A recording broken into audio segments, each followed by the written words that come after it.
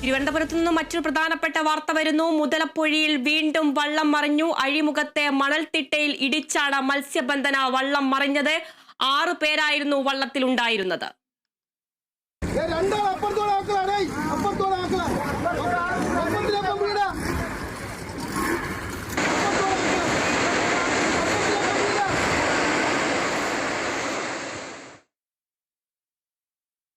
വാർത്തയുടെ കൂടുതൽ വിവരങ്ങളുമായി വിഷ്ണു കരുണാകരൻ ചേരുന്നുണ്ട്. വിഷ്ണു, 6 പേരായിരുന്നു വള്ളത്തിലുണ്ടായിരുന്നത്. ഇവരെ രക്ഷിച്ചോ? എങ്ങനെയാണ് കൂടുതൽ വിവരങ്ങൾ?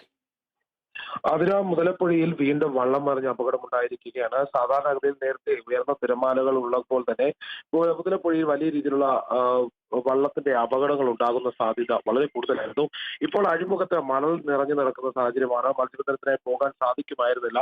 അതിനെ തുടർന്നാണ് ഡ്രഡ്ജിംഗ് നടക്കുന്നത്. ഡ്രഡ്ജിംഗ് പുരോഗമിക്കുന്നതിനിടെയാണ് ഇപ്പോൾ വീണ്ടും മുതലപ്പുഴയിൽ വള്ളം മറിഞ്ഞുള്ള അപകടമുണ്ടായിരിക്കുന്നത്. പെരുമാതുറ സ്വദേശി സലീമിന്റെ ഉടമസ്ഥയിലുള്ള HR എന്ന വള്ളമാണ് തലകീഴായി മറിഞ്ഞത്.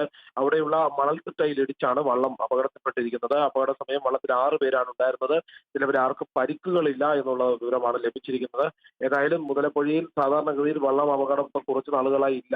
അത് കാരണം മത്സ്യബന്ധനത്തിനായി വള്ളങ്ങൾക്ക് പോകാൻ സാധിക്കാതിരുന്നത് കൊണ്ടാണ്.